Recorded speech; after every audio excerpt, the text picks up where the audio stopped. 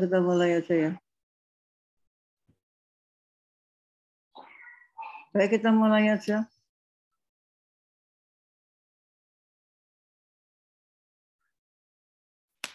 Jadi sebentar ambil UPA.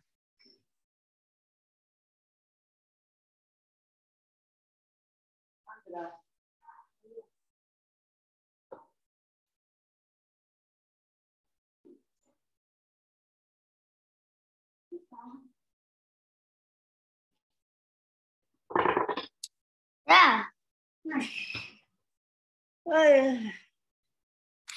Assalamualaikum warahmatullahi wabarakatuh. Selamat pagi. Baik, kita mulai aja. Kita hari ini membicarakan tentang hak pakai. Apa itu hak pakai?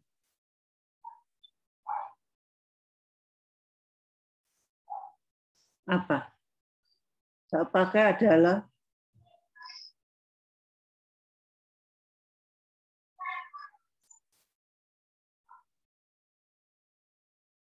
ya, belum dibaca ya PowerPoint-nya ya.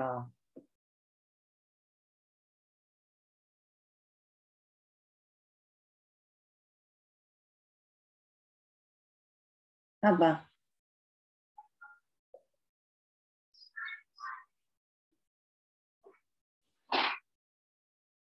Hak pakai adalah gimana ini?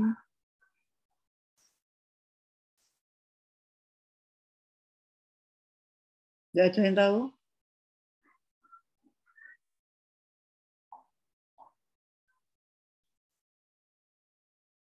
Apa? Angel.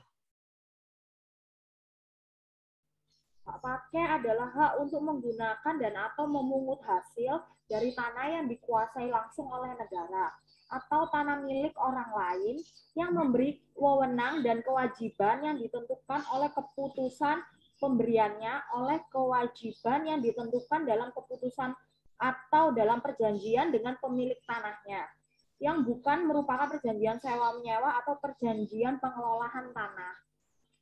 Oke. Hak pakai adalah hak untuk apa tadi? Hak untuk menggunakan dan atau memungut hasil dari Artinya bahwa hak pakai itu untuk apa? Digunakan untuk apa?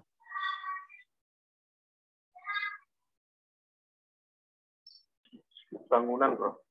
Untuk bangunan. Bagi B, Mas. Bagi B dipakai untuk mendirikan bangunan. Kalau hak pakai untuk menggunakan dan memungut hasil. Artinya apa? Artinya bisa dipakai untuk mendirikan bangunan, juga dipakai untuk usaha pertanian, Prof. Pertanian, perkebunan, peternakan, dan seterusnya. Ya, jadi hak pakai itu tidak hanya untuk bangunan, tetapi juga untuk pertanian, perkebunan, peternakan.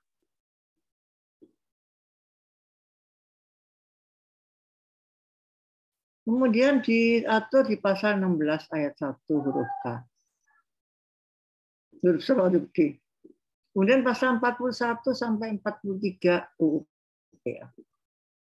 Kenapa dikaitkan dengan pasal 50? Kenapa mesti ada pasal 50?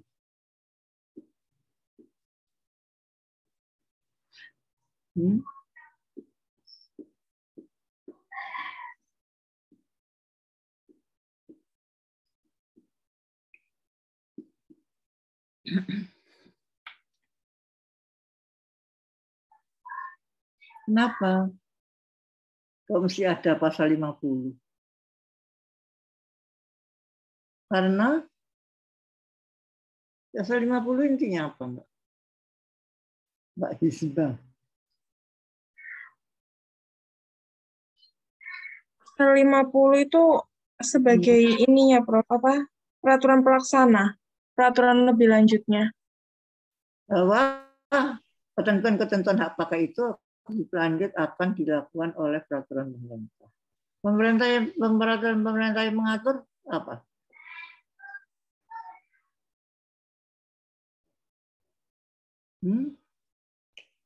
Ayo, PPLT pasti tahu. PP 40929 PP 4096. Kemudian dicabut dengan Anda harus mengupdate di PP 18/2021. Di situ mengenai hak-hak atas tanah dan hak pengelolaan. Diatur di PP 18/2021 yang merupakan peraturan pelaksana dari Undang-Undang apa? PP 18/2021 pelaksana Undang-Undang Nomor 11 2020 tentang Cipta Kerja. Iya, Undang-Undang tentang Cipta Kerja. Kemudian PP 2497 mengenai pendaftarannya. Kemudian Permen Agraria nomor 399. Kemudian dicabut dengan 1 2011 dan kemudian dicabut lagi dengan 2 2013. Kemudian Permen Agraria PPN nomor 999. Itu dasar hukumnya. Jadi kalau saudara akan menemui hak pakai, maka dasar hukum ini yang harus saudara gunakan. Ingat ya, bedanya dengan HGB, bahwa HGB hanya untuk mendirikan bangunan, tapi kalau hak pakai itu tidak. Bisa juga untuk pertanian, peternakan, dan kebun. Untuk perkebunan itu ditambahkan di PP 40 ya.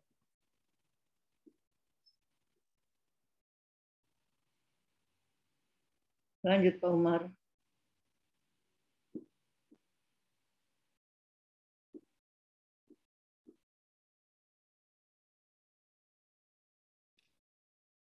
Lanjut.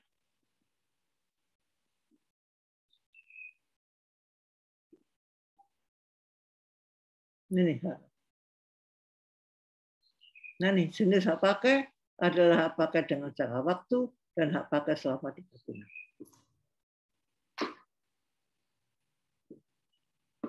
Kapan hak pakai dengan jangka waktu dan kapan hak pakai selama dipergunakan?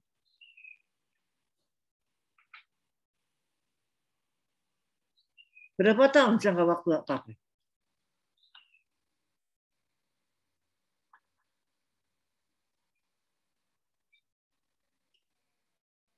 Hmm?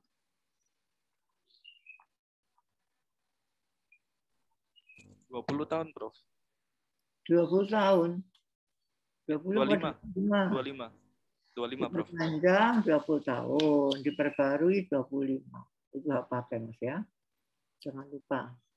Kemudian ada hak pakai selama dipergunakan. Hak pakai yang mana itu?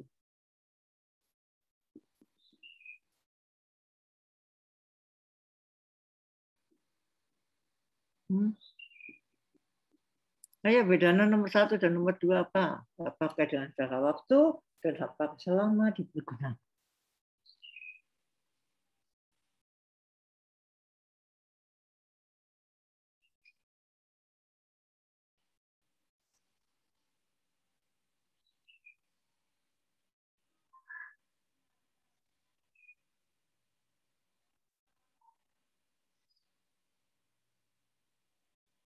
Apa yuk?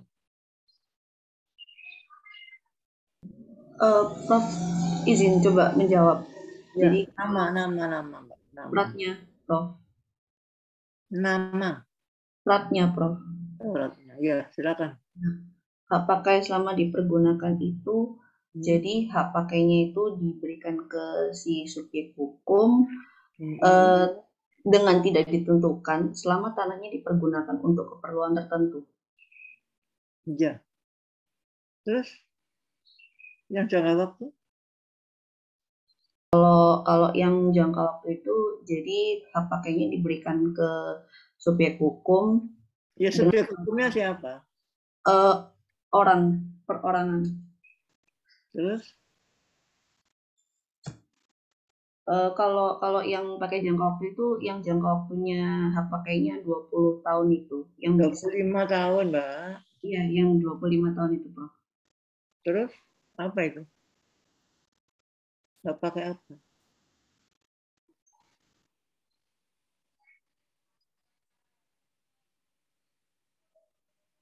Mestinya hak atas tanah ini Anda sudah mahir banget ya. Hak pakai dengan jangka waktu itu adalah hak pakai yang diberikan pada orang per orang atau badan hukum.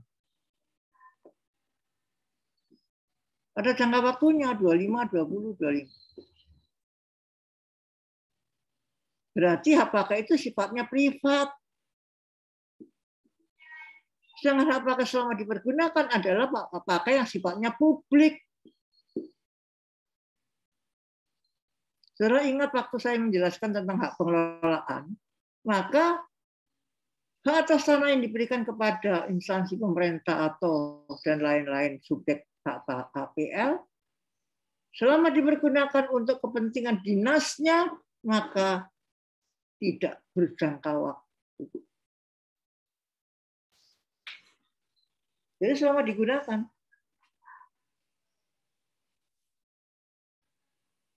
Konsulat asing selama dia di Indonesia, maka memperoleh hak pakai.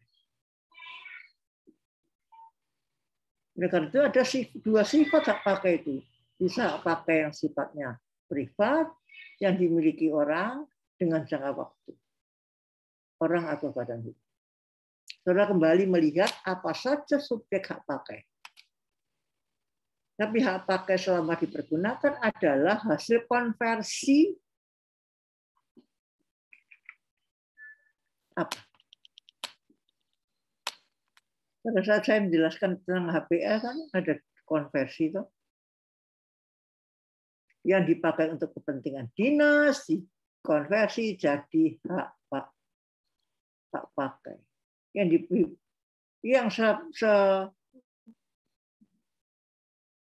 Apabila dipergunakan sendiri tetapi juga diberikan pada pihak ketiga, itu adalah dikonversi menjadi hak PL. Ingat ya, jadi kembali lagi ke sana.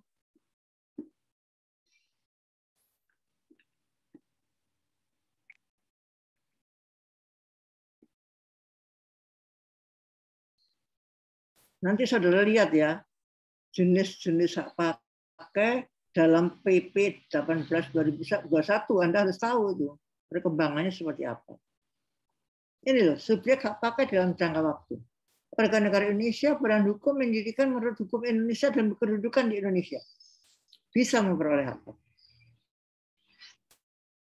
Badan hukum asing yang mempunyai perwakilan di Indonesia. Badan keagamaan dan badan sosial. Itu yang berjangka waktu. Kemudian yang terakhir adalah orang asing.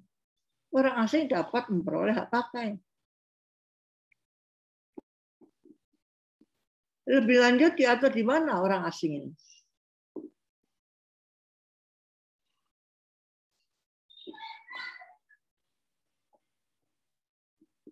Orang asing bisa memperoleh hak pakai.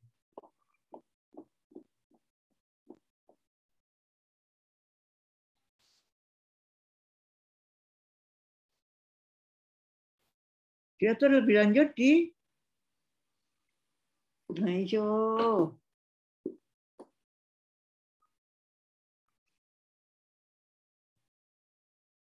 Gimana?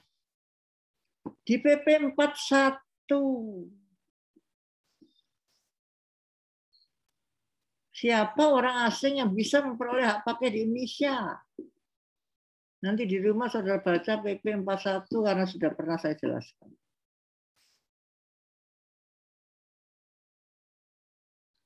Orang asing yang kehadirannya atau keberadaannya di Indonesia memberikan manfaat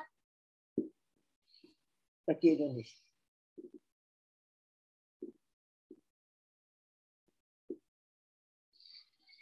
Ya, nanti di rumah baca PP 4196. Lebih lanjut menjelaskan tentang orang asing. Ayo dibaca ya. Gimana kalau ujian ini? Lanjut, Pak Umar.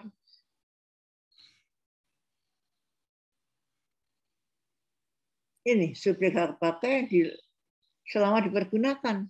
Subjeknya siapa? Instansi pemerintah. pusat, daerah, desa, dan perwakilan negara asing dan perwakilan badan internasional. Itu adalah subjek hak pakai.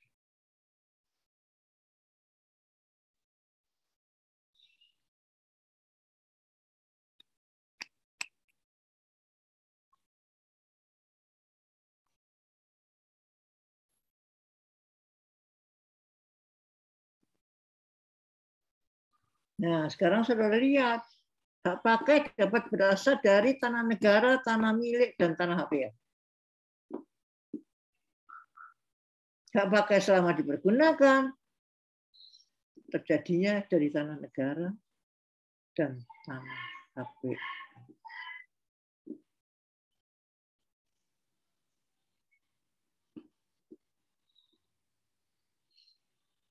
Kalau tanah negara sudah tahu ya, bagaimana hak pakai dari tanah negara. Anda sudah tahu. Sekarang yang tanah yang berasal dari tanah hak milik seperti apa?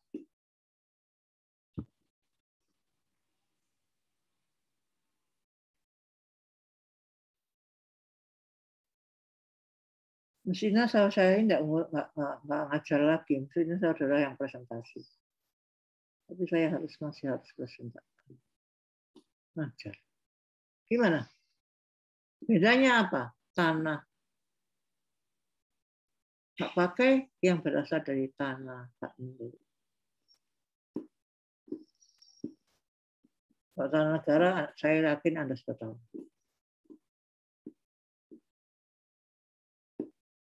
Permohonan pada negara, keluar hak, keluar hak pakai, jangka waktu tertentu. Kalau berasal dari tanah hak milik, seperti apa? Izin menjawab, Prof. Ya, silakan. Sebutkan namanya, Mbak. Artika. Jadinya hak pakai atas tanah hak milik dilakukan dengan pemberian tanah dari pemegang hak milik kepada calon pemegang hak pakai melalui akta PPAT. Terus setelah itu? Setelah itu didaftarkan di kantor pertanahan agar dicatat dalam buku tanah. Maksudnya apa? Dicatat? Prof, dibuatkan sertifikat sebagai tanda bukti haknya. Oh, enggak? Didaftarkan ke kantor pertanahan untuk dicatat dalam buku tanah, tidak keluar sertifikat. Itu hak pakai yang berasal dari tanah milik. Dengan perjanjian dengan pemegang hak milik.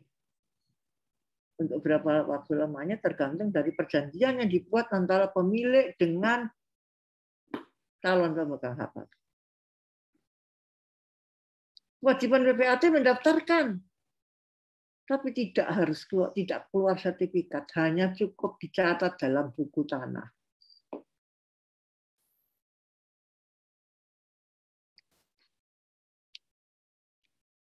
Ya.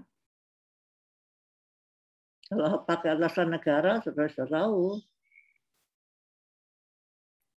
Apakah terjadi karena permohonan, kemudian keluar SKPH, wajib didaftarkan ke kantor pertanahan, dicatat dalam buku tanah, dan keluar sertifikat itu pakai atas tanah negara.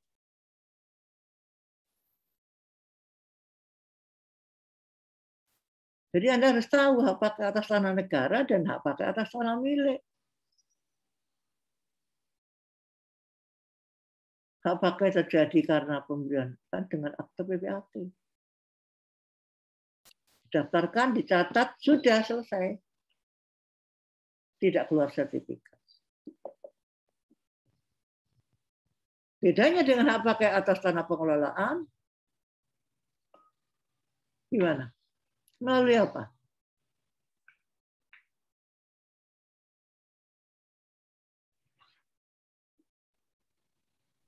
Melalui keputusan pemberian hak. Caranya gimana, Mbak? Caranya Siapa ya, Mbak? Siapa ya? Kartika, Prof. Kartika, monggo silakan. Gimana caranya gimana? Kalau saya akan akan minta hak pakai di atas tanah hak pengelola? Caranya gimana? Dengan putusan pemberian hak berdasarkan usul dari pemegang hak pengelolaan tersebut, Prof. Ya, terus masa ada ujuk-ujuk hak pemegang hak pengelolaan meminta, mau mengusulkan? Kan nggak mungkin toh. Setelah ada keputusan pemberian hak pakai, Sebelum ada SKPH, apa yang dilakukan oleh calon pemegang hak pakai?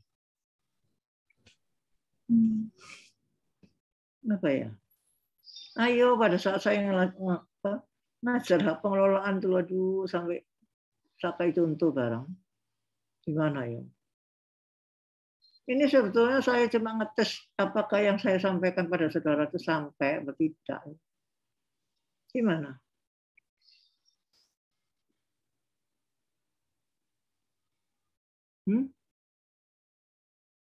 Hak pengelolaan dengan pihak ketiga, memberikan hak pada pihak ketiga. Itu gimana caranya? Dengan perjanjian penggunaan tanah lebih dahulu. Dalam perjanjian itu disepakati yang diberikan oleh pemegang HPL adalah hak pakai. Waktunya sekian tahun, pembayaran untuk kas pemegang hak pengelolaan berapa. Kemudian mengusulkan pada BPN bahwa X akan diusulkan menjadi pemegang hak pakai dari pemegang HPL.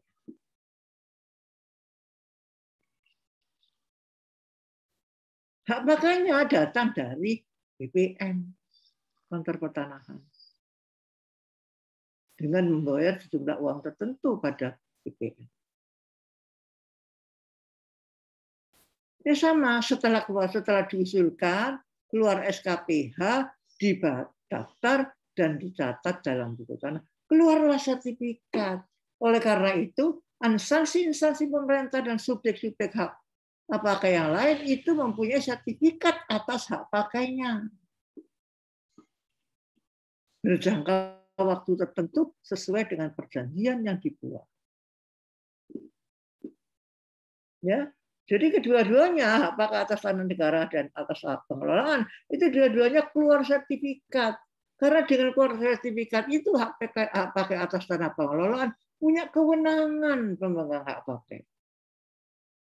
Jadi ada perjanjian lebih dahulu dengan pemegang HPL. Sementara hak pakai di atas tanah milik tidak perlu dikeluar sertifikat, cukup dicatat dalam buku tanah saja. Udah loh ya, sudah harus tahu ini. Gimana? Sudah ya? Jelas ya? Tidak ada pertanyaan ya? Ini akan berhubungan dengan tugas saudara sehari-hari.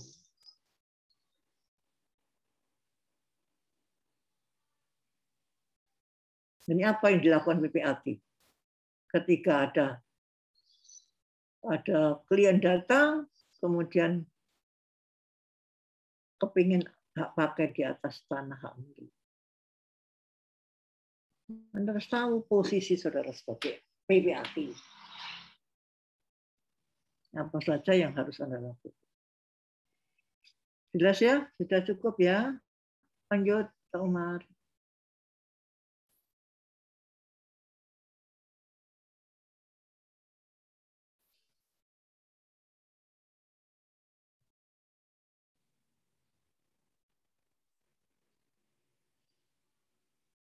Saudara lihat, ini PP 18, pasal 52.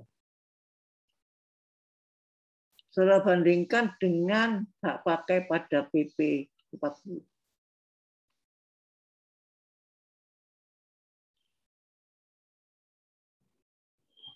Jadi jangka waktu hak pakai atas tanah negara dan atas HPL, atas tanah HPL. Jangka waktu pertama kali maksimum 30 tahun, maksimum. Perpanjangan maksimum 20 tahun dan pembaharuan hak maksimum 30 tahun. Jadi untuk hak pakai seluruhnya adalah 80 tahun. Ini PP 18 ya, akan beda dengan PP 40.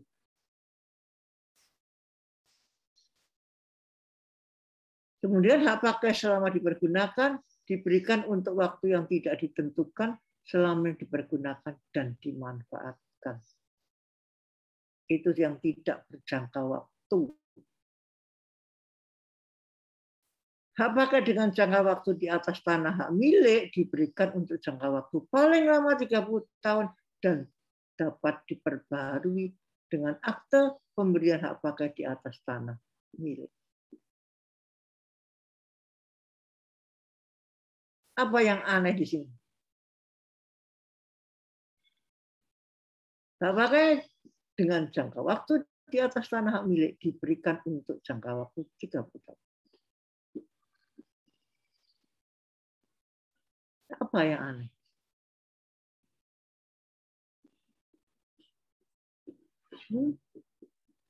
Tidak dapat diperpanjang, tapi dapat diperbarui dengan akte pemberian hak pakai di atas tanah hak milik.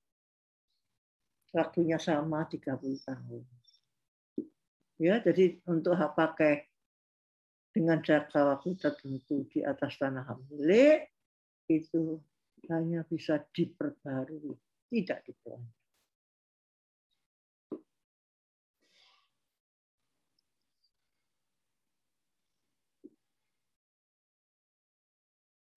Lanjut Omar.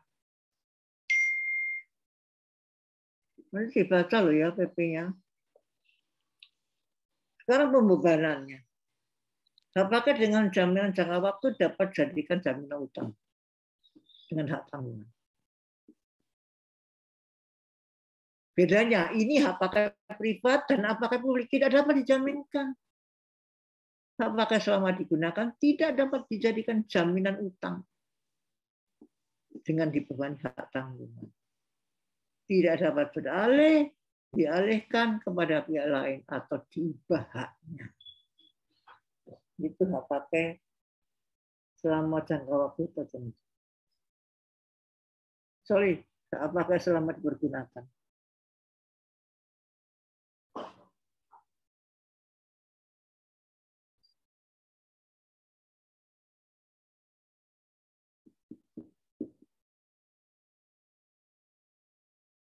Tidak dapat beralih dan tidak dapat dialihkan atau diubah haknya dan kemudian tidak bisa dibebani hak tanggungan.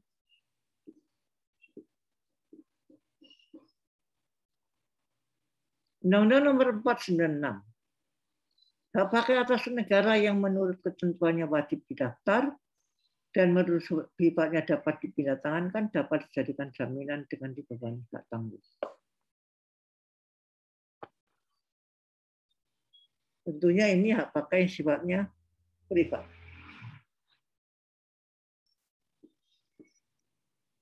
Ingat ya, setiap asal dari hak pakai itu berbeda-beda.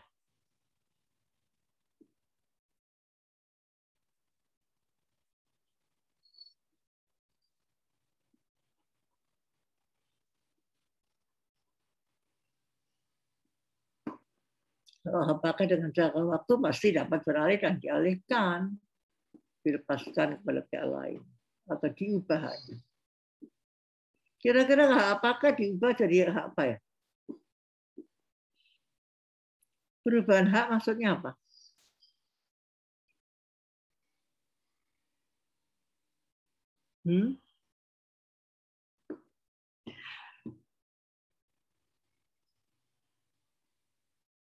Dilihat ya, peraturan-peraturan tentang perubahan hak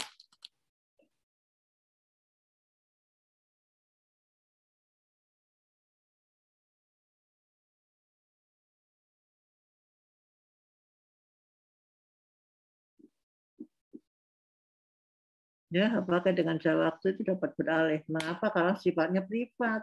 Jadi boleh dialihkan, dilepaskan, atau diubah haknya. Diubah haknya menjadi hak apa? Tergantung dari perubahan hak itu. Kalau HGB bisa menjadi hak milik jadi hak pakai dan seterusnya, tergantung kepentingannya.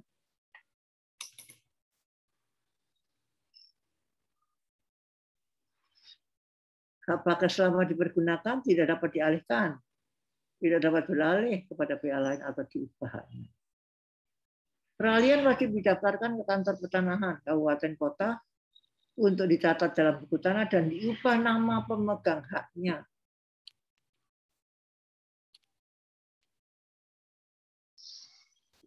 Ya.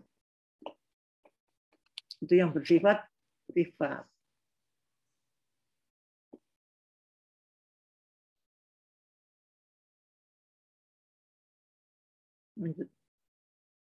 Hapusnya tak pakai, banyak ini. Berakhirnya jangka waktunya.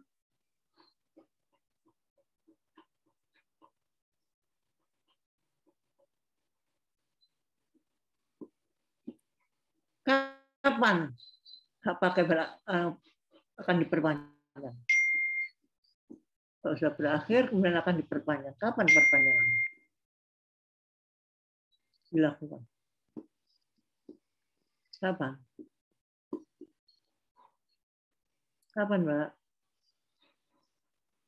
Sama dengan HGB, kalau berakhirnya 2 tahun sebelum berakhir, maka harus diperpanjang. Hak pakai juga bisa dibatalkan oleh menteri sebelum jangka waktu berakhir. Tidak dipenuhi kewajiban larangan yang dimaksud dalam pasal 757 dan 8, nanti dilihat. Tidak terpunya syarat dan kewajiban tertuang dalam perjanjian pemberian hak guna bangunan antara pemegang hak guna bangunan dan pengambil atau perjanjian pemanfaatan tanah HPL. Jadi kalau sudah diberikan perjanjian antara pemegang HPL dengan calon pemegang hak pakai, kemudian diajukan, diusulkan, itu sesuai dengan perjanjian pemanfaatan tanah HPL. Bisa cacat administrasi dikatakan. Putusan pengadilan yang telah memperoleh kekuatan. Bisa juga diubah haknya menjadi hak atas tanah lain. HGB misalnya. Dilepaskan secara sukarela oleh pemegang haknya sebelum jangka waktu berakhir. Dilepaskan. Dilepaskan untuk kepentingan umum, dicabut berdasarkan undang-undang. Undang-undang nomor berapa tentang pencabutan? Satu-satunya undang-undang. Undang-undang nomor pencabutan hak, undang-undang nomor berapa? Undang-Undang nomor 20 tahun 1961. Ditetapkan sebagai tanah terlantar. Nanti saudara baca ya, di antara PP 4096 dengan PP 18/2021 tentang tanah terlantar. Ada perkembangan di situ. Ditetapkan sebagai tanah musnah. Kemudian berakhirnya perjanjian pemberian hak atau perjanjian pemanfaatan tanah di atas tanah hak pengelolaan. Jadi berakhir perjanjian. Pemegang hak sudah tidak memenuhi syarat sebagai subjek hak. Saudara kembali perhatikan subjek haknya siapa. Kalau sudah tidak lagi memenuhi syarat sebagai subjek hak, maka berakhirlah hak pakai itu.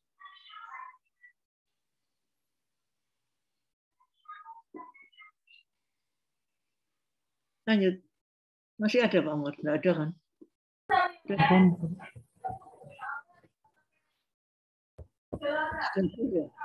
Ampun. Sudah. Baik, kita belajar baik-baik ya ketentuan-ketentuan tentang hak milik, HGB, hak pakai, hak guna usaha. Karena itu akan berkaitan dengan tugas-tugas saudara selaku PPLT. Baik, kalau begitu kita lanjutkan saja dengan presentasi yang pertama. Mudah-mudahan hari ini bisa 2 orang. Bagi B dan H pakai ya Pak Umar. Monggo. Kelompok yang pertama siapa?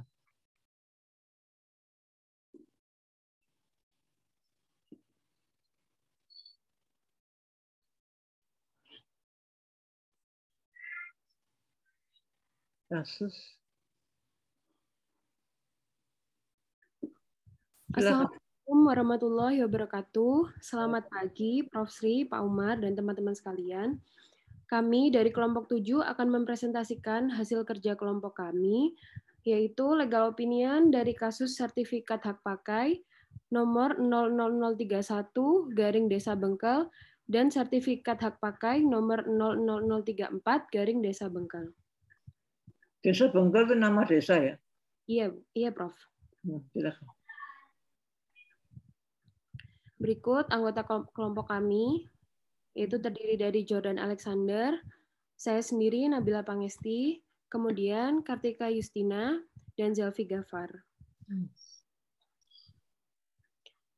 Dalam kasus ini terdapat pihak-pihak yang bersengketa, yaitu sebagai berikut.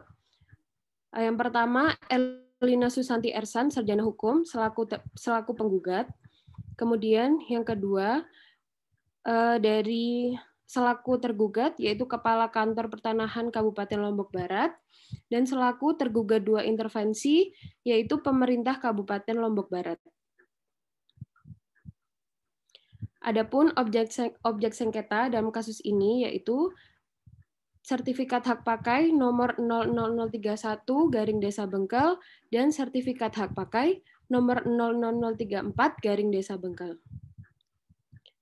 Selanjutnya, mengenai kronologi putusan akan dijelaskan oleh rekan saya, Jordan.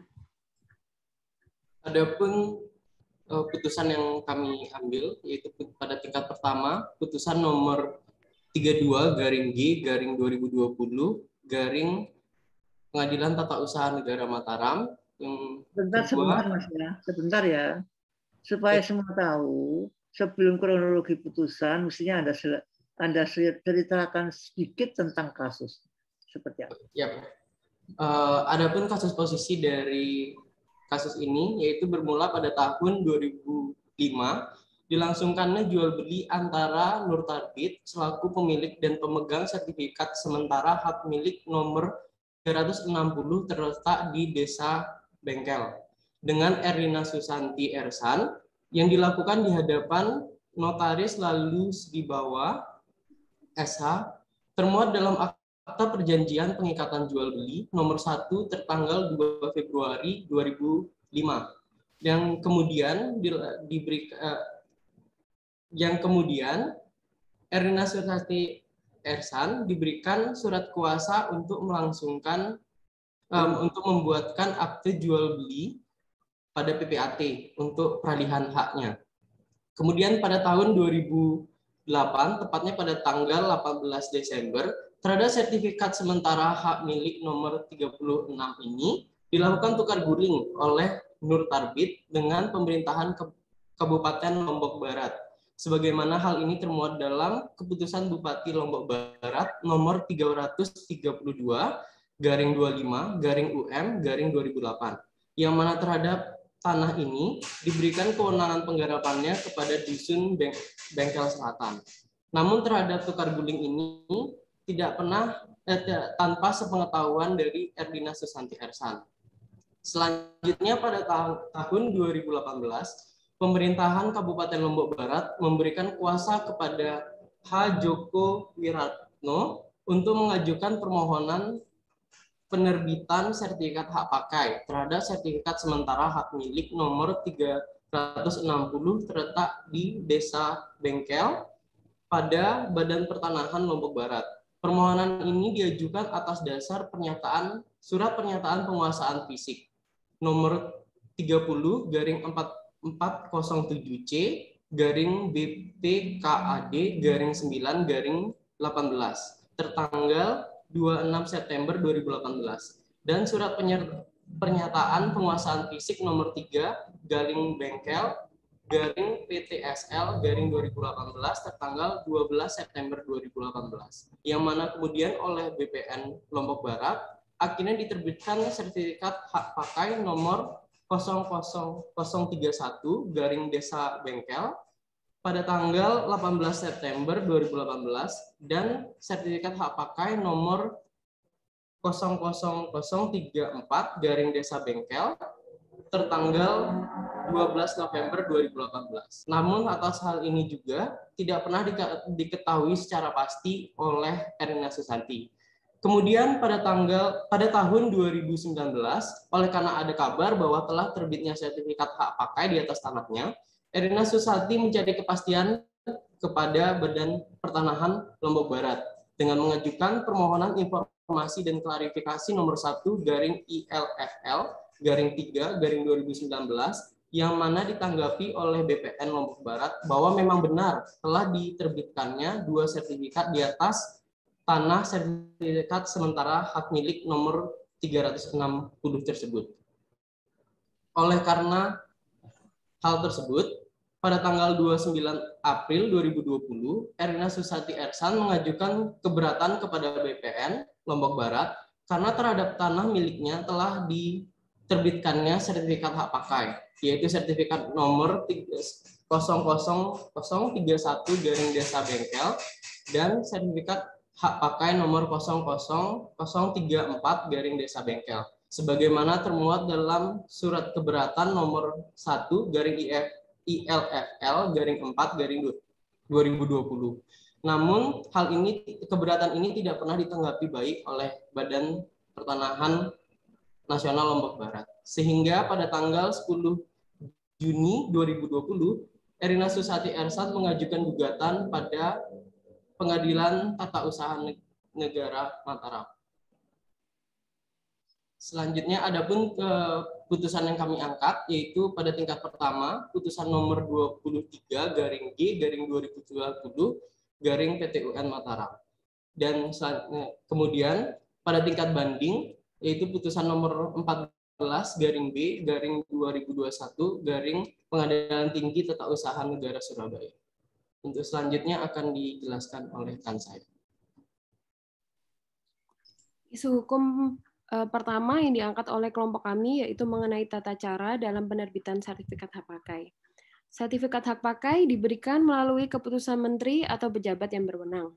Tata cara dalam penerbitan sertifikat hak pakai yang pertama terhadap hak pakai atas tanah negara yaitu dengan melalui keputusan pemberian hak oleh menteri atau pejabat yang ditunjuk, dalam hal ini adalah kepala BPN atau yang diberikan pelimpahan wewenang. Kemudian terhadap hak pakai atas hak pengelolaan, yaitu dengan melalui keputusan pemberian hak oleh kantor pertanahan kabupaten atau kota berdasarkan usul dari pemegang hak pengelolaan. Kemudian, terhadap hak pakai atas tanah hak milik, yaitu melalui pemberian tanah oleh pemegang hak milik dengan akta PPAT yang kemudian didaftarkan ke kantor pertanahan kabupaten atau kota setempat untuk dicatat dalam buku tanah. Jika dikaitkan dengan kasus yang kami analisa, terhadap penerbitan objek sengketa tersebut mengandung cacat yuridis dari segi prosedur maupun substansi. Hal ini sebab dalam kasus ini jika merujuk pada ketentuan pasal 1 angka 3 Peraturan Pemerintah nomor 24 tahun 1997 tentang pendaftaran tanah, Jungto pasal 1 angka 2 Peraturan Menteri Agraria, Kepala Badan Pertanahan Nasional nomor 9 tahun 1999 tentang tata cara pemberian dan pembatalan hak atas tanah dan hak pengelolaan menentukan yang pada pokoknya tanah negara adalah tanah yang dikuasai langsung oleh negara dan tidak dipunyai sesuatu hak atas tanah tersebut. Maka atas bidang tanah yang dimohonkan hak pakai oleh pemerintah Kabupaten Lombok kepada kantor pertanahan bukanlah tanah yang dikuasai oleh negara, melainkan tanah dengan hak milik atas nama Nur Tarbit. Karena berdasarkan fakta hukum pada kasus ini, tidak pernah dilakukan pencatatan terkait penghapusan maupun pelepasan hak milik atas bidang tanah milik Nur Tarbit tersebut, yang mana dalam hal ini adalah tanah dengan sertifikat sementara hak milik garing 360 garing Desa Bengkel.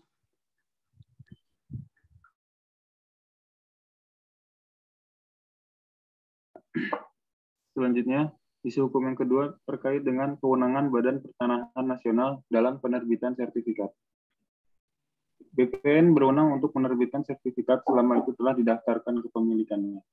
Hal ini didasari atas kewenangan dalam penyelenggaraan pendaftaran hak atas tanah sebagaimana ketentuan pasal 5 junto pasal 6 ayat 1 PP nomor 24 tahun 1997 tentang pendaftaran tanah.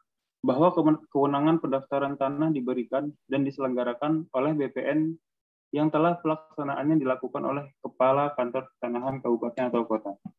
Oleh sebab itu, dalam kasus ini BPN mempunyai kewenangan dalam penerbitan objek sengketa yaitu sertifikat hak pakai nomor 00031 Desa Bengkel dan 00034 Desa Bengkel.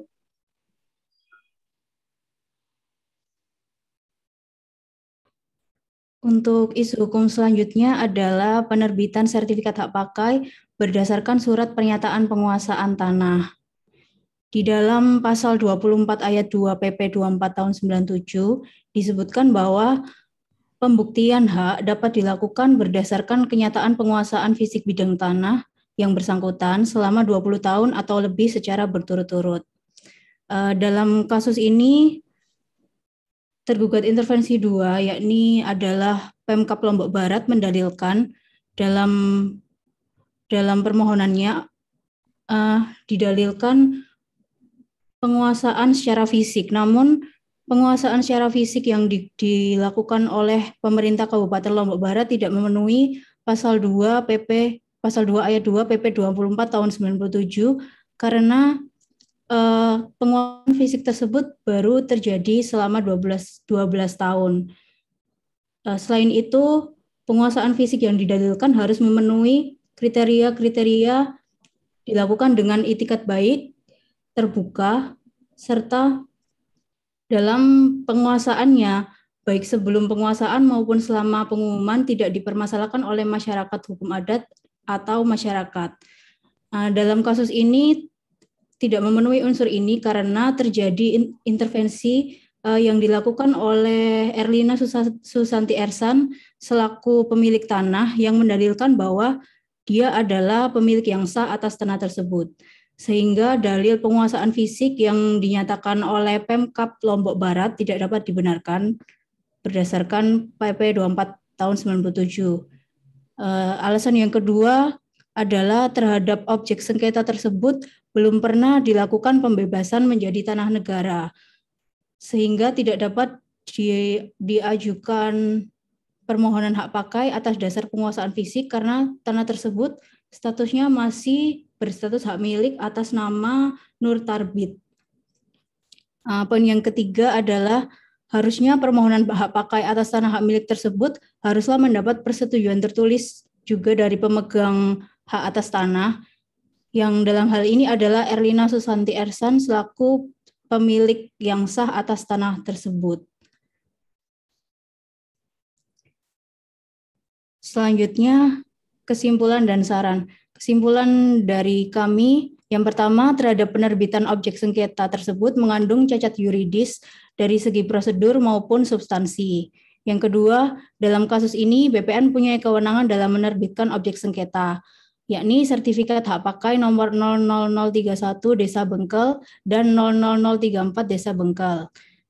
Kesimpulan yang ketiga, penerbitan hak pakai atas dasar penguasaan fisik tanah sebagaimana dalam kasus posisi tersebut tidak dapat dibenarkan karena tidak memenuhi kriteria untuk dapat diterbitkan sertifikat hak pakai atas dasar penguasaan fisik tanah sebagaimana dalam PP 24 tahun 1997, yaitu penguasaan fisik harus selama 20 tahun atau lebih secara berturut-turut dan dilakukan di atas tanah negara. Oleh karena itu, seharusnya penerbitan sertifikat hak pakai dilakukan dengan persetujuan dari pemilik tanah, yang dalam hal ini adalah Erlina Susanti Ersan berdasarkan perjanjian jual beli nomor 1 tertanggal 2 Februari 2005 di hadapan Notaris Lalu Sriwibawa SH. Saran dari kelompok kami yang pertama, kepada pemerintah yang dalam hal ini adalah Kementerian ATR BPN dalam menerbitkan sertifikat hak atas tanah hendaknya lebih dahulu menekankan asas kepastian hukum, asas kecermatan, asas aman untuk terjaminnya kepastian hukum dari sertifikat yang diterbitkan. Kemudian kepada masyarakat agar lebih memperhatikan data yuridis atas objek miliknya, terutama setelah adanya peralihan hak untuk segera didaftarkan untuk menghindari terjadinya sengketa di kemudian hari. Sekian dari kami. Terima kasih pada kelompok 7 ya. Ya. Kelompok 7 yang telah mempresentasikan. Ada pertanyaan dari teman-teman kelompok lain? Silahkan. Tapi sebelum sampai ke kelompok lain, saya ingin bertanya. Pada awalnya, mengapa dia dilakukan perjanjian pendahuluan PPJB? Nah itu 2005.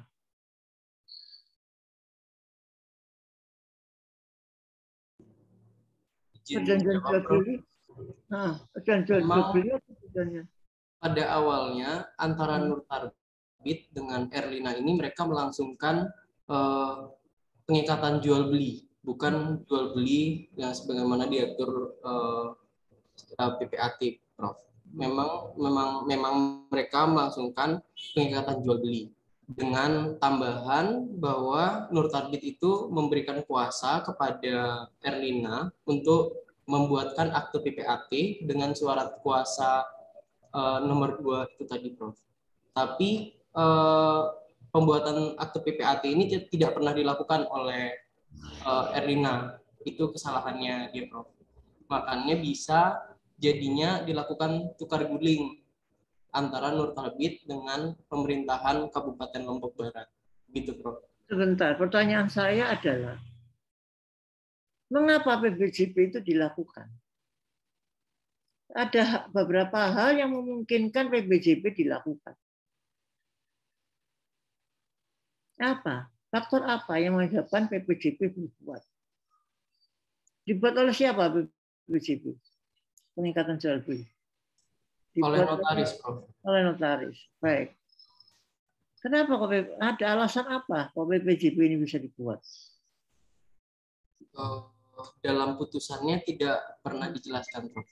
Alasan kenapa dibuat PPJB. Kalau saudara tahu bisa menjawab apa saja alasan mengapa PPJB dibuat? Karena apa?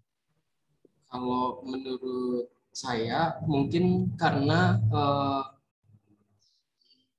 dari objek tanah itu belum pasti, Prof. Masih ada yang kurang, sama seperti mungkin juga ada untuk perpajakannya juga, Prof. Si antara penjual atau pembeli belum lunas, ya. Kemudian objeknya masih belum bersertifikat dan seterusnya. Ada beberapa hal yang PPJB itu boleh dilakukan. Tapi mengapa? Apakah PPJB itu menurut saudara ada pemindahan hak? Dengan terjadinya PPJB, apakah haknya berpindah dari Erna itu ke siapa tadi? Erlina ya, dari Erlina ke siapa pemiliknya? Dari Nur Tarbit kepada Erlina. Tarbit ke Erlina. Mungkin secara yuridis belum, Prof. Karena menurut undang-undang kan harus menggunakan akte PPAT. Iya, harus dengan PPAT. Jadi belum merupakan perpindahan. Berarti AJB bisa dilakukan kan pemindahan hak. Iya. Dari pemindahan hak pada PPJB itu belum berlaku, belum berpindah. Karena apa? Memang belum selesai. Belum ada akte PPAT-nya. Ketika ada akte PPAT-nya, berarti sudah ada pemindahan hak. Nah, kalau dari kasus ini menurut saudara, kalau tidak ada pemindahan hak, apakah mungkin si Pemkap itu mengambil alih rekar guling? Mungkin. Sementara Erlina belum memenuhi perjanjian. tukar guling itu kan mestinya sudah selesai toh dari pihak pertama pada Erlina. Bagaimana bisa tukar guling itu? Gimana? Nggak ada dalam putusan itu. Tidak ada, Prof. Jadi itu tiba-tiba Pemkab mendaku itu sebagai tukar guling itu. Ya, mengaku sebagai tukar guling antara tanah yang digunakan tukar guling sudah ada tanah penggantinya. Sepertinya sudah ada, tapi tidak dicantumkan dalam putusan juga, Prof. Karena dalam kasus ini Nur Tarbit sendiri sudah meninggal. Nanti ahli warisnya kan ada. Sepertinya tidak digunakan sebagai ini juga. Gimana kok bisa berpindah? Kok bisa tukar guling dan objek tukar gulingnya itu sudah selesai? Berarti kan sudah ada pemindahan hak antara pihak pertama dengan Erlina dengan Pemkab. Itu kan urutan yang harus dilakukan sebetulnya. Tukar guling itu bisa berlangsung kalau objeknya sudah jelas. Apalagi kalau objek tukar gulingnya sudah ada yang sudah diserahkan kan untuk pengganti, karena penggantinya kan sudah selesai tadi. Dari catatan saya itu, para saudara, kalau apakah mungkin itu dilakukan tukar guling? Baik, saya berikan kesempatan pada yang lain. Monggo. Bentar, baterai saya masuk. Silakan. Permisi, saya mau bertanya. Silakan. Dari kelompok mana? Kelompok 2, Sheila. Tadi di kasus kalian tuh kan disebutkan mengenai sertifikat hak milik sementara ya. Terus dari kasus itu apa yang dimaksud dengan sertifikat itu sementara itu sendiri dan bedanya dengan sertifikat hak milik biasa? Terima kasih.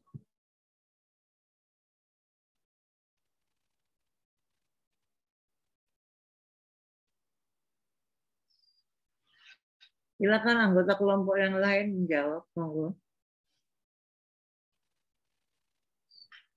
Izin menjawab pertanyaan dari Sheila, Prof. Silakan, Kartika. Yang dimaksud dengan sertifikat sementara hak milik dalam kasus kami adalah sebenarnya sama seperti sertifikat hak milik pada umumnya, hanya saja pada sertifikat sementara hak milik itu belum pernah dilakukan pengukuran terhadap objek tanah tersebut, sehingga dalam sertifikat tersebut belum ada surat ukurnya. Seperti itu. Bentar. Kalau mengenai itunya, kekuatan hukumnya sendiri, apa sama ya sama sertifikat hak atas tanah yang lain? Apa nggak sesempurna yang lain gitu berarti? Mengenai kekuatan hukumnya sama saja seperti sertifikat hak milik pada umumnya, sama. Bentar, saya bantu si Kartika, si Sheila. Iya. Pertanyaan Sheila kan apa sama? Sertifikat sementara dengan tidak. Jawaban Kartika tadi kan karena objeknya belum ada surat ukurnya ya. Mbak, tujuan pendaftaran tanah itu adalah untuk kepastian hukum, kepastian hak, kepastian objek, dan kepastian subjek. Kalau objeknya tidak ada, apa itu ya sertifikat, Mbak? Saya menegaskan pertanyaan si Sheila. Iya, berarti iya, Prof. Iya, monggo Mbak Kartika yang jawab. Kira-kira gimana? Apakah itu memenuhi persyaratan sebagai sertifikat?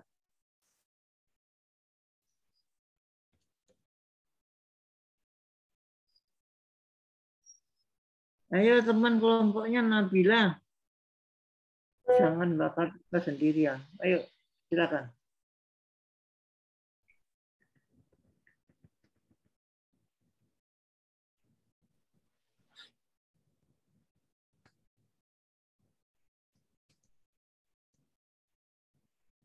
Dalam putusan dinyatakan seperti apa, Mbak? Nabila. Di putusan pengadilan. Ya. Di putusan pengadilan. Putusan pengadilan. Apa disebutkan bahwa itu sertifikat sementara gitu? Iya, Prof. Iya. Iya, disebutkan. Itu pertimbangan hakimnya itu. Iya, Prof. Menyebutkan sertifikat sementara. Di putusan pengadilannya. Apa itu? Untuk rasio desidendina atau apa? Dalam duduk perkaranya, Prof, disebutkan bahwa objek sengketanya itu yang tadi sertifikat hak pakai itu terbit di atas sertifikat sementara hak milik atas nama Nur Tarbit. Kalau terkait rasio desidendinya, dalam putusan pengadilan tersebut disebutkan yang dipermasalahkan adalah terkait dengan belum dilakukannya pelepasan tanah tersebut menjadi tanah negara, sehingga tidak bisa diterbitkan sertifikat hak pakai di atasnya karena tanah tersebut masih berstatus hak milik. Seperti itu, Prof. Enggak, tapi kan belum ada pelepasan tuh. Belum ada pemindahan hak tuh. Antara pemilik pertama dengan si R5. Nah, kemudian sertifikat sementara itu atas nama siapa? Atas nama Nur Tarbit sendiri, Prof. Dan tukar gulingnya itu antara Nur Tarbit dengan pemerintahan kabupaten, Prof. Jadi bukan Erlina ya? Bukan, Erlina dalam hal ini tidak mengetahui, Prof, atas adanya tukar guling ini. Berarti atas pemilik pertama dengan Pemkot, Pemkap. Ya, Prof. Nah, terus kok bisa ditukar guling ya, Mas?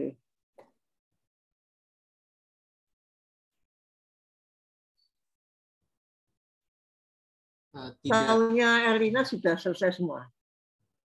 Hanya baru PPJB itu saja, Prof. Dan menurut dalilnya Erlina, waktu setelah dilakukannya PPJB itu, Erlina pindah ke Bali, Prof. Dan tanah itu diberikan kewenangan untuk menggarapnya itu kepada Nur Tarbit.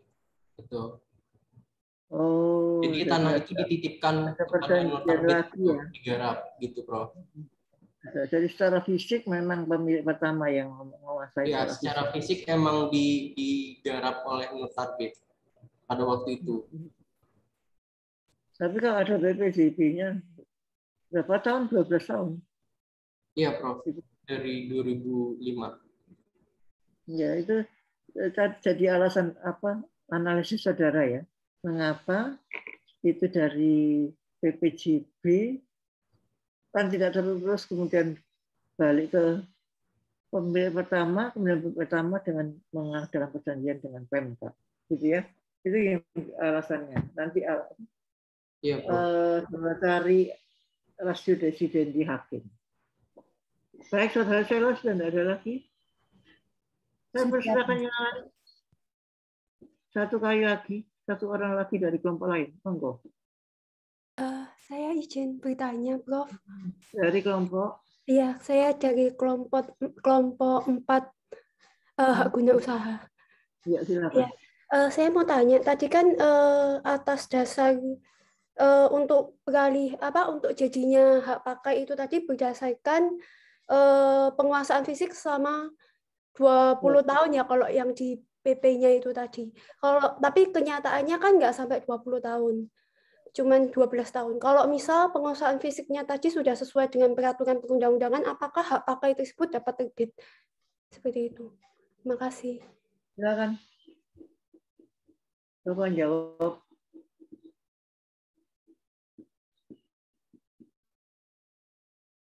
Apakah sertifikat hak pakai bisa terbit ketika penguasaannya masih 12 tahun ya, Mbak? Lihat. Kalau misalnya penguasaan tersebut sudah sesuai dengan ketentuan, Prof. Sudah 20 tahun. Iya. Bisa? Gimana? Coba anggota kelompok yang lain. Yang Kelompok ini yang harus menjawab Sebayu.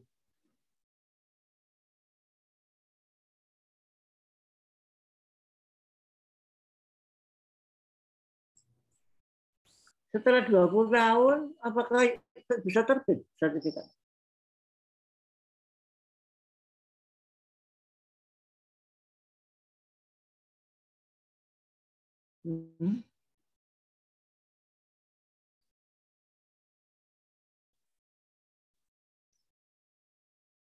Ayo, temannya yang lain tahu nggak ada lagi ya? Cuma ini aja, cuma 4 orang.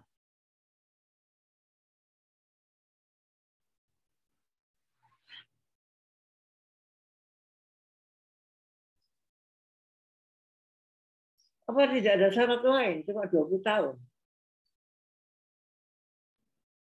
Izin mencoba menjawab ya, Prof.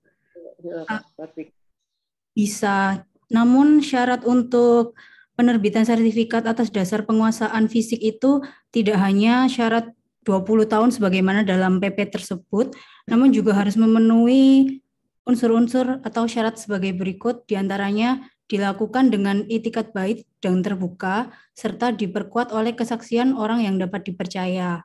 Selanjutnya, penguasaan tersebut, baik sebelum maupun selama pengumuman, tidak dipermasalahkan oleh masyarakat hukum adat atau desa atau kelurahan yang bersangkutan ataupun pihak lainnya. Jadi kalau hanya memenuhi 20 tahun saja belum tentu bisa diterbitkan jika syarat-syarat yang lain ini tidak terpenuhi. Misalkan ada pihak ketiga yang mengklaim bahwa tanah tersebut adalah miliknya, maka dasar penguasaan fisik tersebut tidak bisa digunakan sebagai dalil untuk penerbitan sertifikat hak pakai, seperti itu, Prof. Itu kan? Oke. Ya, ada persatuan lain terutama itikat baik. Tanpa itu tidak bisa terbit sertifikat walaupun yang bersangkutan menguasai 20 tahun. Ketika setelah 20 tahun, maka pemohon hak itu masih harus dilengkapi dengan pernyataan bahwa telah menguasai sekian puluh tahun yang juga diketahui oleh kepala desa. Masyarakat di situ tidak keberatan kalau diberikan. Ya, itu persyaratan yang harus dipenuhi. Baik, kalau sudah tidak ada lagi, terima kasih pada kelompok 7 yang sudah presentasikan dengan baik. Saya teruskan pada kelompok berikut. Kelompok berapa, Pak Umar?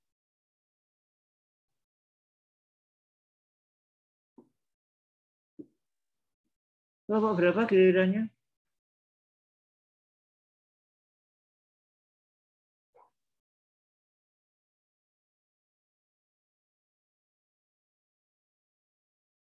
Kelompok 8.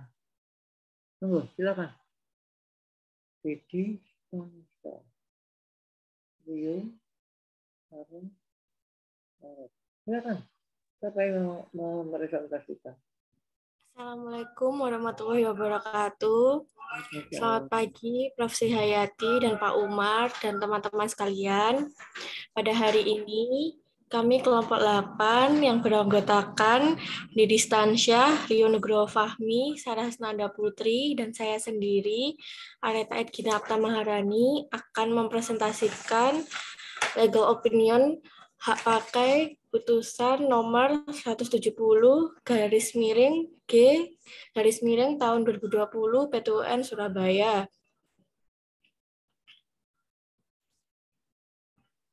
Selanjutnya, untuk kasus posisi akan dijelaskan oleh rekan saya, Sarah Hasnanda Putri.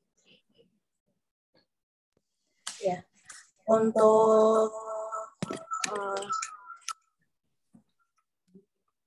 untuk penggugat, di sini dalam kasus ini adalah Gus Lutfi, dan untuk tergugat pertama adalah Kepala Kantor Pertanahan Kabupaten Jember. Lalu untuk tergugat intervensi ada Universitas Jember. Dalam kasus ini ada objek sengketa yaitu sertifikat hak pakai nomor 81 Kelurahan Sumbersari. Dalam hal ini, sertifikat hak pakai nomor 81 terbit tahun 1999 atas nama Departemen Pendidikan Kebudayaan untuk kampus UNED. Di atas objek hak pakai terdapat hak milik atas tanah, sertifikat hak milik nomor 3 Kelurahan Sumbersari, pengganti sertifikat nomor 3 Sumbersari tahun 1963. Selanjutnya, tanggal 9 Agustus tahun 2019, penggugat mengajukan surat tentang permohonan mediasi atas diterbitkannya sertifikat objek sengketa. Selanjutnya, tanggal 5 Agustus tahun 2020, penggugat diundang ke kantor tergugat untuk agenda klarifikasi persoalan tanah sertifikat hak milik atas nama hak Agus Lutfi. Selanjutnya, pada 15 September 2020, penggugat dan tergugat melakukan tinjau lokasi dan pengukuran ulang objek sengketa. Selanjutnya, pada tanggal 29 September 2020, penggugat menindaklanjuti tinjau lokasi pengukuran ulang tanggal 15 September 2020. Untuk isu hukum, yang pertama ada bagaimana kedudukan hukum sertifikat hak pakai nomor 81 yang tumpang tindih di atas tanah hak milik nomor 3. Lalu, selanjutnya, apakah hak pakai nomor 81 sesuai dengan prosedur pendaftaran hak atas tanah?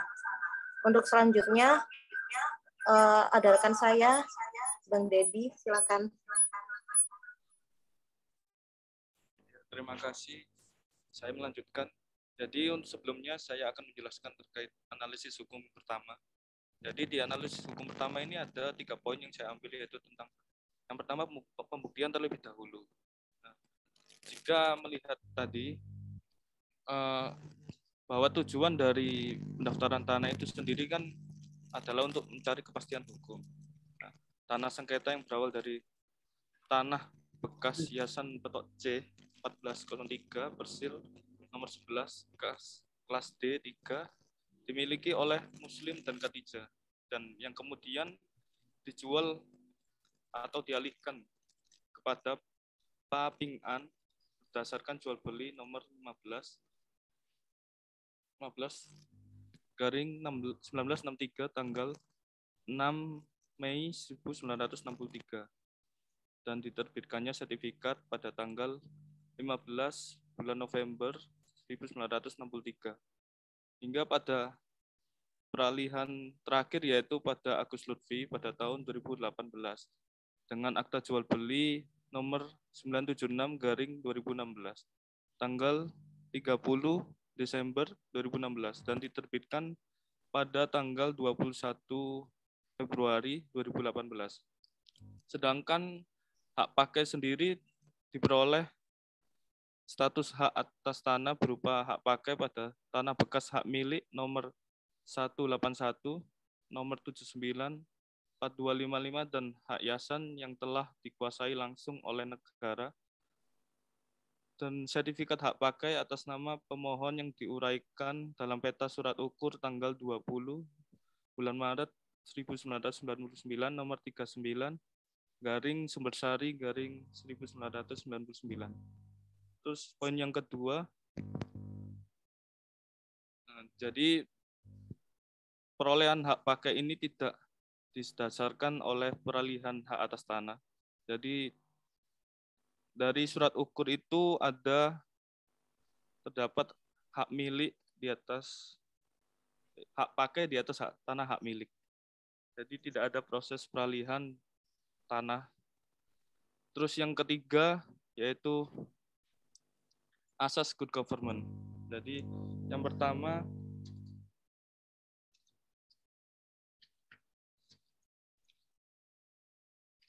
tentang asas kepastian hukum. Jadi penerbitan objek sengketa oleh tergugat yang ternyata di dalamnya ada bidang tanah hak milik penggugat yang telah lama dilekati sertifikat hak milik yang sah, yang juga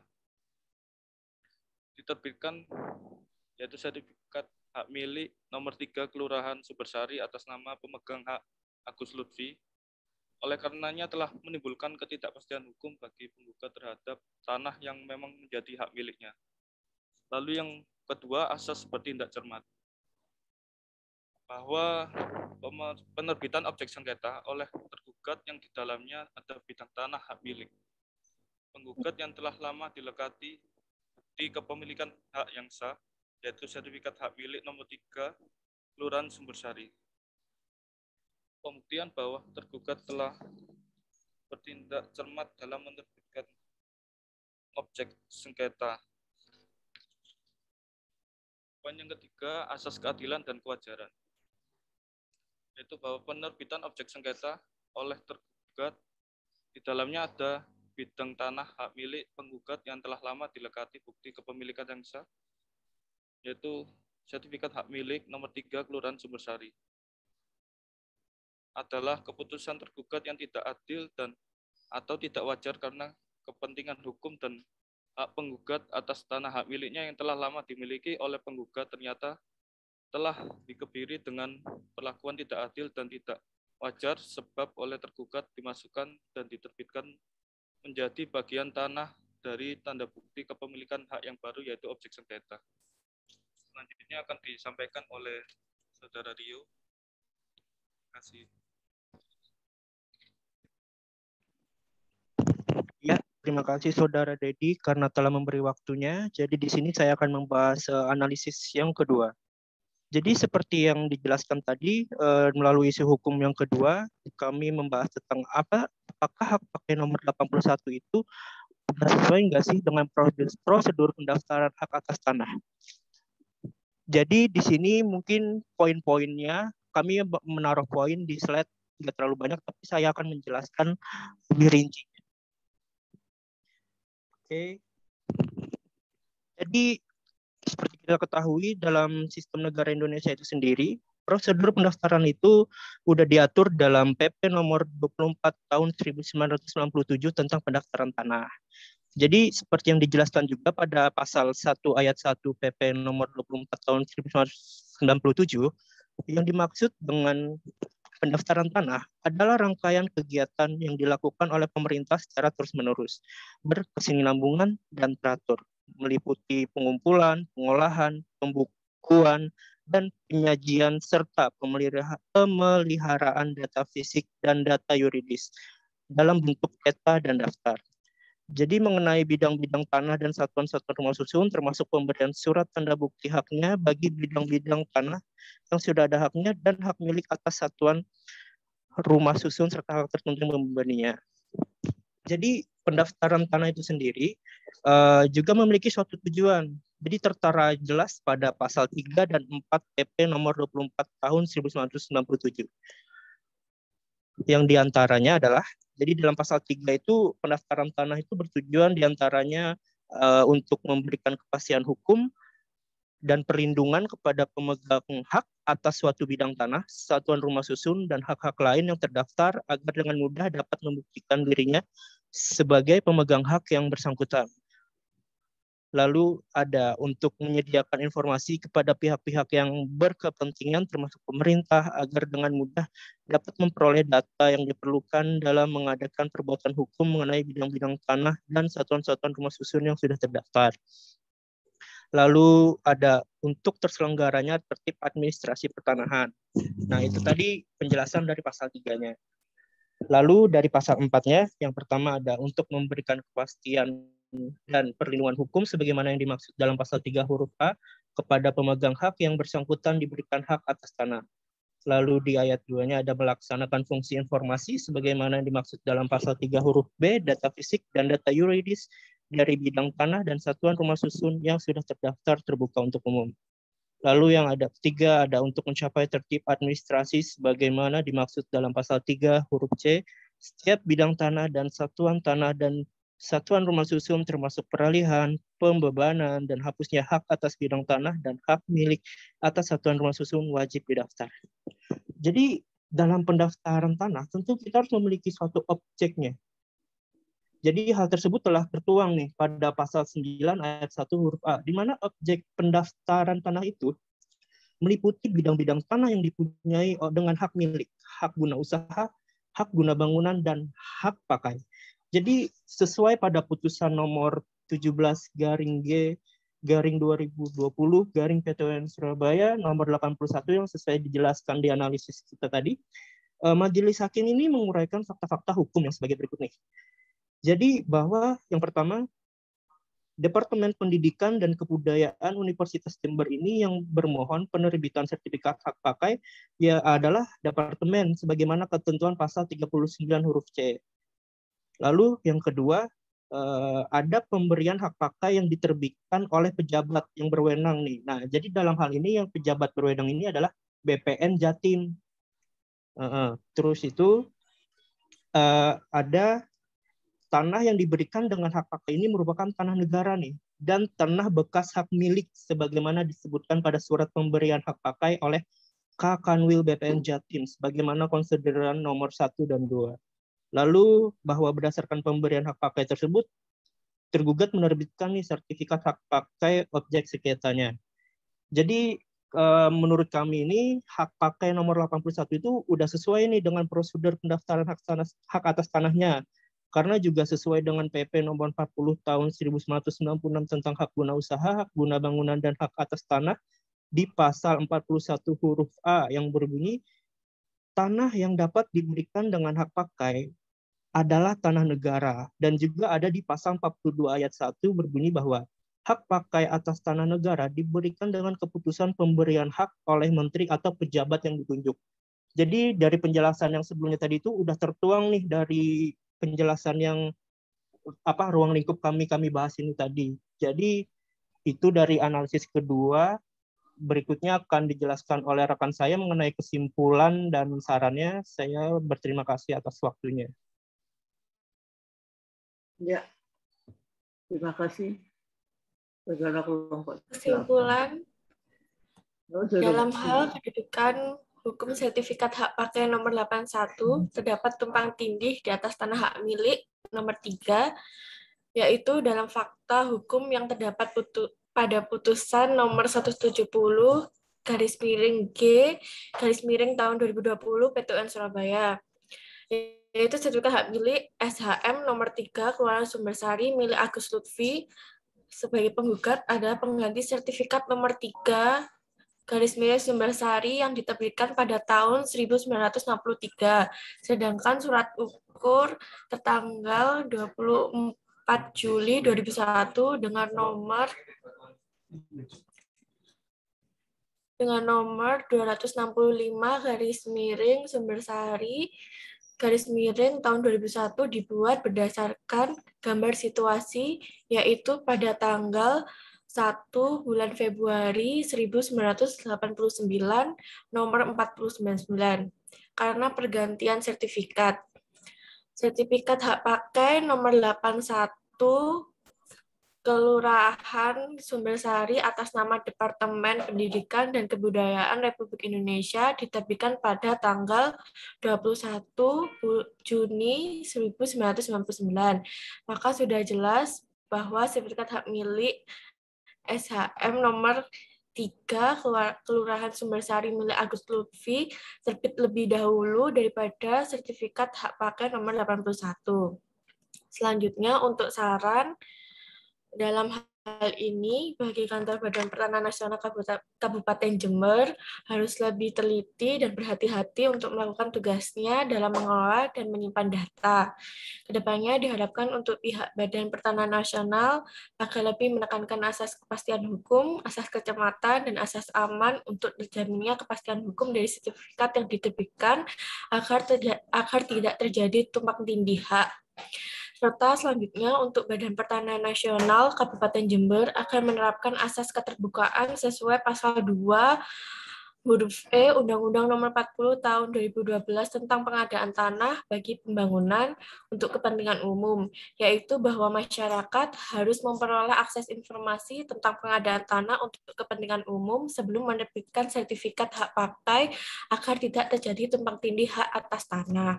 Sekian presentasi dari kelompok 8. Terima kasih. Wassalamualaikum warahmatullahi wabarakatuh. Jika ada pertanyaan dipersilakan. Terima kasih. Putusannya gimana, Mbak? Putusannya dimenangkan siapa? Untuk ini kan putusan masih ini Bu. Apa? Sudah proses. Putusan yang pertama. Jadi permohonan penggugat dikabulkan. Tapi belum inkrah. Masih terus berlanjut sidangnya. Enggak. Sudah selesai kok. Sudah selesai, Bu. Sudah inkrah. Dua-dua keputusannya semuanya mengabulkan gugatan penggugat. Iya, gugatannya dikabulkan semua keseluruhan. Semuanya. Iya. Baik. Yang lain ada yang lain? Pertanyaan yang lain monggo dari kelompok lain. Silakan. Izin bertanya, Prof. Silakan langsung. Saya Angel Pratiwi dari kelompok Hak Guna Bangunan, kelompok 6. Saya mau bertanya tadi yang pada analisis yang pertama itu dikatakan bahwa terbitnya sertifikat hak pakai di atas hak milik tidak ada proses peralihan hak atas tanahnya di slide. Lalu sempat disinggung juga mengenai hak milik dan tanah negara. Lalu kalau begitu apa yang menjadi alas dasar dari penerbitan hak pakai itu ya? Karena saya kurang begitu jelas. Terima kasih. Silakan penerbitan hak pakai.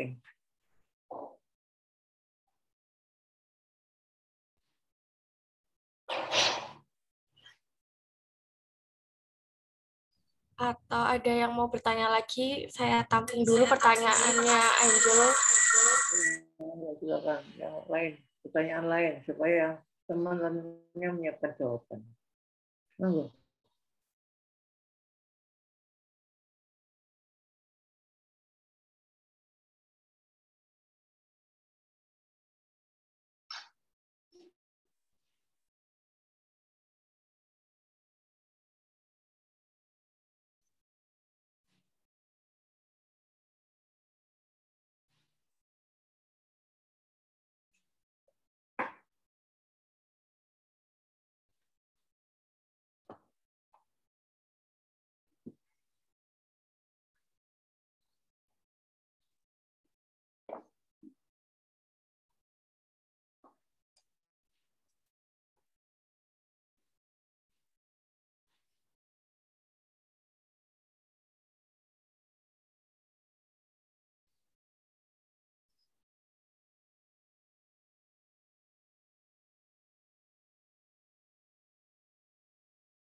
Gimana?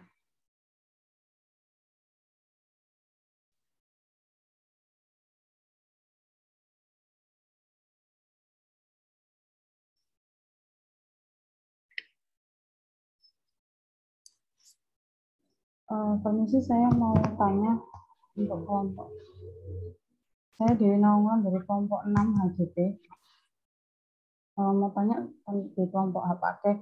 Itu kan tadi di kesimpulannya bilang kalau hak miliknya itu sah. Sementara di situ ada hak pakai. Nah, berarti kan ibaratnya hak pakai itu berdiri di atas tanah hak milik. Nah, kalau dilihatnya itu, kalau dirasa dari penjelasan hak pakai teman-teman dari hak pakai tadi kan itu untuk kampus UNES. Berarti kan untuk keperluan lembaga-lembaga yang di situ untuk dalam jangka waktunya kan seharusnya tidak ditentukan. Dalam artian di situ untuk publik ya. Nah, kalau di situ ada hak milik, berarti kan di situ untuk itu kan kesannya ada alas dasar privat di situ. Nah, itu gimana? Berarti tumpang tindihnya tetap terjadi dong.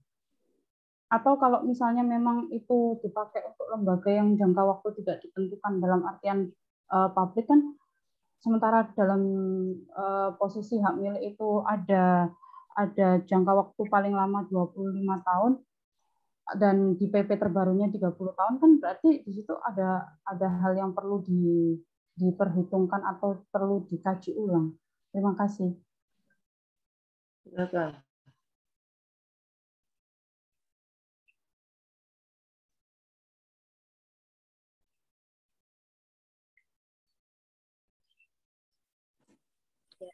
Saya mohon izin Bu, saya akan mau menjawab pertanyaan dari Angel. Ya. Jadi semula itu tanah negara bekas hak milik nomor 79 181 4255 Sumbersari dan Hak Yayasan yang langsung dikuasai oleh negara. sejak tanggal dilepaskannya haknya karena pelepasan hak, sehingga dengan demikian dapat diberikan suatu hak sesuai ketentuan yang berlaku. Lalu kemudian diajukan permodalan hak pakai pada tanggal 12 Februari tahun 99 oleh Rektor Universitas Jember yang berkedudukan di Jakarta atas tanah negara bekas hak milik nomor 181, nomor 79 dan 4.255 dan hak yayasan seluas 789.600 meter persegi. Lalu kemudian berdasarkan surat Kepala Kantor Pertanahan Kabupaten Jember tanggal 24 Maret 99, lalu diusulkan kepada Kepala Kantor Wilayah Badan Pertanahan Provinsi Jawa Timur untuk diterbitkannya surat keputusan pemberian haknya. Selanjutnya, diterbitkannya surat keputusan pemberian hak oleh Kepala Kantor Wilayah Badan Pertanahan Nasional Provinsi Jawa Timur pada tanggal 3 Maret tahun 1999 tentang pemberian hak pakai atas tanah negara atas nama Departemen Pendidikan dan Kebudayaan Republik Indonesia. Lalu selanjutnya, surat keputusan pemberian hak diterbitkan, maka Universitas mendaftarkan surat keputusan tersebut kepada Kantor Pertanahan Kabupaten Jember dan diterbitkan sertifikat hak pakai nomor 81 Kelurahan Sumber Sari tersebut pada tanggal 21 Juni tahun 99. Serta surat ukurnya pada tanggal 27 April tahun 99 atas nama Departemen Pendidikan dan Kebudayaan Republik Indonesia. Ya, sekian. Sudah. Saudara bisa perhatikan ya di sini ya, penerbitan sertifikat hak pakai. Kalau sampai ada hak atas tanah lain, milik orang lain yang terkena, pada saat pengukuran, buat surat ukur, itu kan mestinya ada penduduk batas. Batasnya siapa? Sebelah kiri, sebelah kanan, sebelah utara, sebelah barat, kan mestinya. BPN mestinya sudah membuat itu. Kemudian diumumkan bahwa tanah seluas ini di daerah ini akan disertifikatkan. Gitu. Ada hal-hal yang tidak dilakukan oleh BPN. Salah satunya adalah tidak terbuka. Ya, barangkali itu analisis saudara nanti seperti itu. Jadi kan tidak mungkin pemberian hak atas tanah, surat keputusan pemberian hak itu akan ada hak orang lain di dalam itu. Kalau memang dilakukan secara terbuka dan cermat. Ada sedikit keteledoran dari, ya untung putusan pengadilannya mengabulkan gugatan itu. Karena hak milik itu sertifikatnya keluar lebih dahulu daripada hak pakai. Dan saudara ingat bahwa hak milik itu adalah hak yang berkuat dan terpenuhi. Sebelum ada pemindahan hak, tetap ada pemilik pertama. Karena itu, yang lain masih ada pertanyaan? Monggo. Saya mau jawab pertanyaan Dewi tadi, Bu. Oh iya, monggo silakan. Jadi tadi Mbak Dewi ini kan bertanya tentang tumpang tindihnya ya. Jadi sampai saat ini pun masih tumpang tindih. Jadi kalau kita melihat dari awal ya, dari awal itu kan penerbitan sertifikat hak pakai itu kan di tahun 1999 dan sedangkan di hak miliknya itu sudah terjadi kepemilikan hak itu di tahun 1980. Tadi. Nah, jadi tanah yang seluas 742.834 meter persegi itu dipermohonkan ke BPN oleh Departemen Pendidikan dan Kebudayaan. Itu di tengahnya terdapat lahan hak milik dari Agus Lutfi itu. Jadi kalau asas privat mungkin ini ada keteledoran dari pihak BPN ya, karena jika melihat dari kronologis putusannya, kalau dari eksepsi dari Departemen Pendidikan tergugat yang intervensi ini ada asal mula tanahnya itu kan tanah negara bekas hak milik, dan sedangkan di hak milik yang atas nama Agut Lutfi yang sekarang itu berasal dari hak milik yang sudah dijual belikan selama turun temurun gitu. Nah, di sini kan terjadi dualisme antara yang pertama dan yang kedua gitu. Jadi mungkin itu. Ya, jadi keteledoran BPN itu pada saat mengukur dan tidak memperhatikan data yang sudah ada. Mestinya data bahwa itu hak milik kan sudah ada sejak tahun 87. Ya, Bu menambahi. Jadi kalau yang di SHM-nya itu terdapat pengukuran jelas letak kanan kirinya. Iya, harus ada. Ya. Jadi itu mungkin jadi dasar pertimbangan hakim untuk mengabulkan permohonan. Ya, terima kasih. Ya, monggo. Yang lain sudah ada. Terima kasih pada kelompok 8 yang sudah mempresentasikan dan menjawab dengan baik. Mudah-mudahan apa yang saudara lakukan itu bisa menambahkan nilai saudara. Baik, kalau tidak ada lagi, saya terima kasih kepada Pak Umar yang sudah membantu saya. Terima kasih Pak Umar. Barangkali pertemuan dengan saya sudah habis, tinggal pertemuan dengan Pak Umar dan yang dosen yang lain. Karena gitu, mudah-mudahan apa yang saya lakukan ini bermanfaat. Baik, terima kasih. Assalamualaikum warahmatullahi wabarakatuh. Terima kasih. Terima kasih, Prof. Terima kasih. Terima kasih, Prof. Terima kasih, Pak Umar. Terima kasih, Prof. Terima kasih, Pak Umar. Sampai ketemu.